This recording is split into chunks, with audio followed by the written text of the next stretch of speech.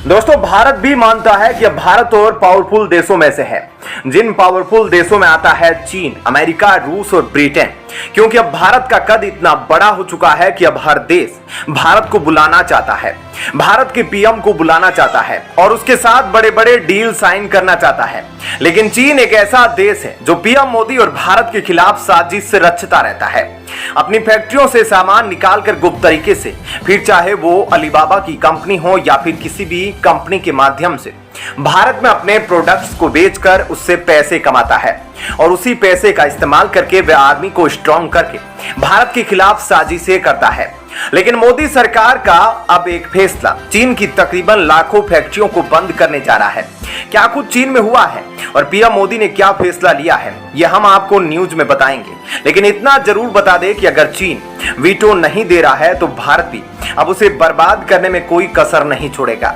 America Bharat के बीच में भी अभी हाल ही में जो डील हुई है, अब अमेरिका भी चाहता है कि भारत चीन को बर्बाद करना शुरू कर दे। उसके लिए अमेरिका ने कई कारगर उपाय भी बताए हैं भारत को और भारत ने अब उसी तरह एक्शन लेना भी शुरू कर दिया है। और कैसे चीन की लाखों फैक्ट्रियां बंद हुई है मोदी सरकार के इस फैसले से, अब हम आपको डिटेल में बताते हैं। दोस्तों, इस वक्त इंडिया में एक ऐसा सेक्टर तेजी से उभर रहा है जिसकी वजह से चाइना की वाट लग गई है। इतना ही नहीं, इस सेक्टर में अब इंडिया वर्ल्ड लार्जेस्ट सेक्टर भी बन गया है, क्योंकि कंपनियां अब तेजी से चाइना की मार्केट को छोड़कर इंडिया आ रही है। और यह सेक्टर है वियरेबल आइटम्स का सेक्टर। भारत में ईयरबड्स, नेट बैंड्स और स्मार्ट वॉचेस जैसी वियरेबल आर्टिकल की फैक्चरिंग तेजी से बढ़ती जा रही है। इंडियन ब्रांड्स ने देश में वियरेबल के 75% मार्केट को कैप्चर कर लिया है, जिससे चीन की असेंबली लाइंस पर बुरा इफेक्ट पड़ा है। वहां की फैक्ट्रियों के ऑर्डर पर भारी गिरावट आई है।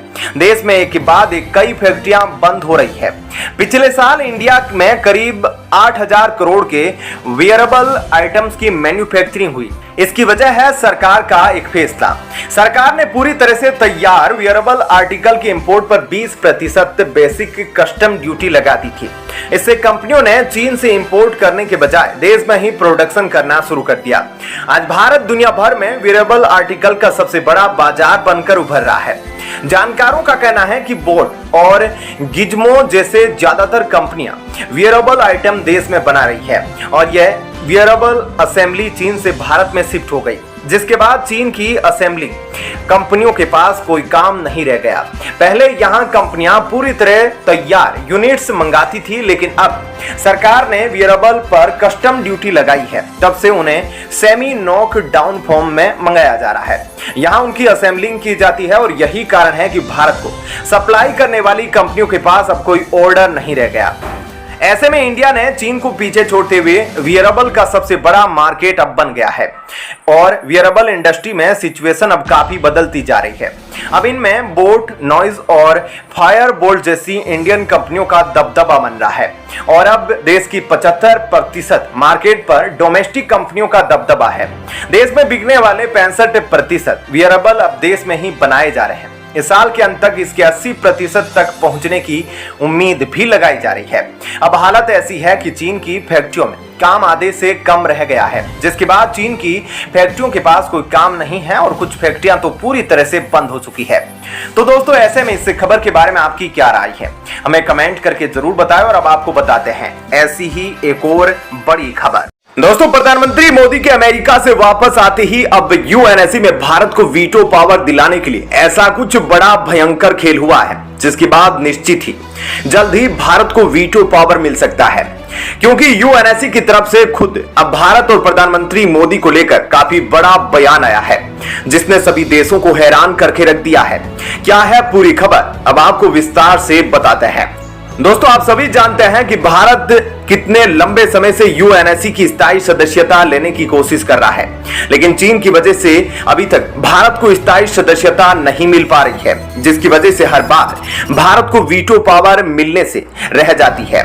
लेकिन इस बार कुछ ऐसा हुआ कि चीन की अकल ठिकाने आ रही है, क्योंकि संयुक्त राष्ट्र महासभा के अध्यक्ष ने भारत को लेकर एक ऐसा बयान दिया है जिसने पूरी दुनिया में हलचल मचा दी है। उन्होंने कहा कि संयुक्त राष्ट्र सुरक्षा परिषद के सदस्य राज्यों के बीच एक धारणा है कि सुरक्षा परिषद में बेहतर प्रतिनिधियों की आवश्यकता है, जिनमें उन देशों को भी शामिल किया गया है जिनके पास शांति के लिए बड़ी जिम्मेदारी है, लोगों की भलाई की बड़ी जिम्मेदारी है, और निश्चित रूप से भारत उनमें से एक है जो मानता है कि वह दुनिया की भलाई में योगदान दे सकता है। उन्होंने आगे कहा कि जब यूएनएससी बनाया गया था उस समय भारत सबसे बड़े देशों में से नहीं था, लेकिन अब भारत की गिनती दुनिया के सबसे प्रभावशाली देशों में होती है। आज भारत एक शक्तिशाली देश है और ऐसे में भारत को सुरक्षा परिषद का स्थायी सदस्य बनाने के लिए सही समय है।